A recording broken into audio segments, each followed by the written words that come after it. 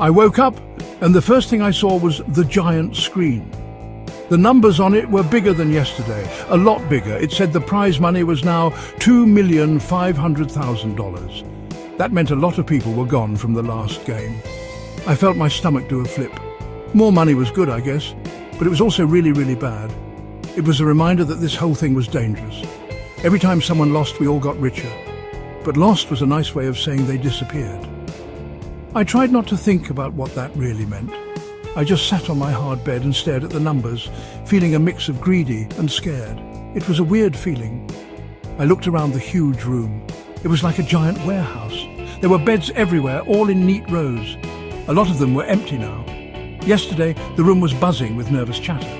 Today, it was quiet, the kind of quiet you get in a library, but way more terrifying. The people who were still here looked tired. Some were crying softly into their pillows. Others just stared at the ceiling, probably thinking about home. I thought about my daughter, Elsa. I hoped she was okay. I had to win this money for her. That was the only thought that kept me from totally freaking out. A loud voice boomed from speakers I couldn't see. "Good morning, players. We hope you slept well." I definitely did not sleep well. The voice sounded way too cheerful. It was like a game show host, but the game was my life. As you can see, the prize has increased. 25 players were eliminated yesterday. Their contribution makes your potential prize even sweeter. The voice called it a contribution. I called it a nightmare. I wondered what kind of God would think this was fun. It was a sick joke, and we were all the punchline. I got out of bed and my legs felt like jelly. I needed to do something, anything, to feel normal. I decided to walk around a bit. People were starting to get up too. They moved slowly, like zombies. No one was making eye contact. It was like we were all in our own little bubbles of fear. Everyone knew the same thing. Another game was coming today, and for some of us, it would be our last. I just had to make sure it wasn't me. I took a deep breath and told myself to be strong. For Elsa. I found a quiet corner of the room. I don't go to church much, but I felt like I had to talk to someone. So I closed my eyes and started talking in my head. God, or whoever is listening up there, please help me. I felt a little silly, but also a little better. I asked for strength. I asked to see my daughter again. I wasn't asking to win, not really. I was just asking for a chance. I promised I would be a better dad, a better person if I could just get out of this crazy place. I don't know if anyone was listening, but it made me feel a tiny bit less alone in this giant, scary room. When I opened my eyes, a woman was standing near me. She had a kind face and curly brown hair. "Praying?" she asked softly. I just nodded, feeling my face get red. "Me too," she said with a small smile. "My name is Georgia." I told her my name was Glenn. We stood there in silence for a moment. It wasn't an awkward silence, though. It was nice to be near someone who wasn't looking at me like I was a rival. She seemed just as scared as I was, and that was comforting. We were all in this mess together. Soon, another guy walked over. He was tall and looked like he worked out a lot. "I'm Elijah," he said. He had a serious look on his face. "We should probably stick together. It's better than being alone." Georgia and I both agreed. Being in a group felt safer, even if we didn't know what we were facing. We talked a little about where we were from. It turned out Elijah was a gym teacher. Georgia was a baker. They seemed like good people, people who didn't deserve to be in a place like this. But then again, none of us did. We spent the next hour just talking. It was a good distraction. We didn't talk about the game. We talked about our favourite foods, movies we liked, and what we missed most about home. For me, it was hearing Elsa laugh. For Georgia, it was the smell of fresh bread in her bakery. For Elijah, it was coaching his basketball team.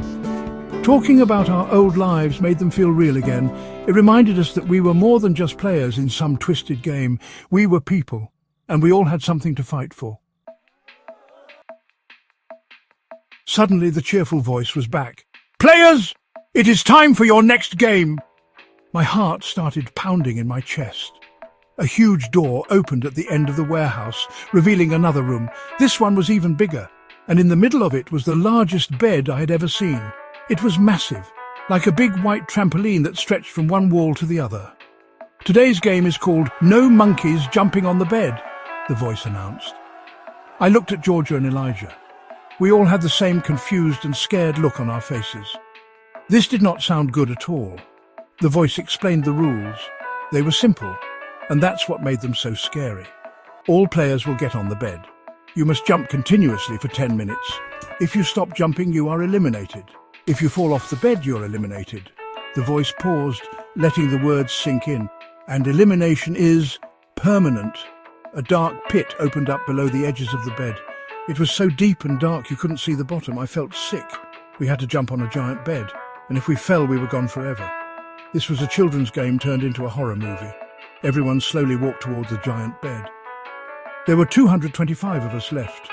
We climbed on, and the surface was bouncy like a trampoline. People spread out, trying to find a good spot. I stayed close to Georgia and Elijah. The voice counted down, 3, 2, 1, jump! And just like that, everyone started jumping. At first it was almost funny, a bunch of grown-ups hopping up and down on a giant bed, but the humour disappeared fast. It was hard work. My legs started to burn after just 1 minute. I tried to find a rhythm, a small, steady bounce that I could keep up, but the game was pure chaos. People were bouncing all over the place. Someone bounced too high and screamed as they flew toward the edge. A few people tried to help them, forming a chain, but it was no use. They fell into the darkness and their screams were cut short. Some people were not so nice. A big guy was purposely bouncing hard next to smaller people, trying to knock them off balance. He bounced near me and I had to use all my strength to jump away from him.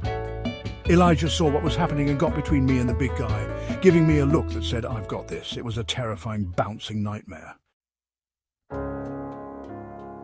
After what felt like forever, a loud buzzer went off. The 10 minutes were up.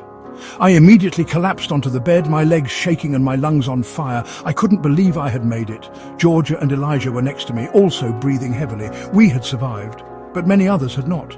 The cheerful voice returned. "Congratulations to our survivors. Unfortunately, 32 players have been eliminated." My stomach churned. 32 people were gone. Just like that. The giant screen in our sleeping area updated. The prize money was now $3,200,000. It didn't feel like a victory, it felt dirty. We were led back to the main room. Guards in strange masks gave each of us a single hard-boiled egg and a bottle of water. That was our dinner. I was so hungry that it tasted like the best meal I had ever eaten. I peeled the shell and ate it slowly, trying to make it last. Georgia, Elijah and I sat together on my bed. We were all quiet for a while, just eating our eggs. The room was much emptier now. The silence was heavier. The empty beds were like gravestones, a constant reminder of how many people we had lost in just a couple of days. After we finished eating, we started talking again. This time, we talked about our families.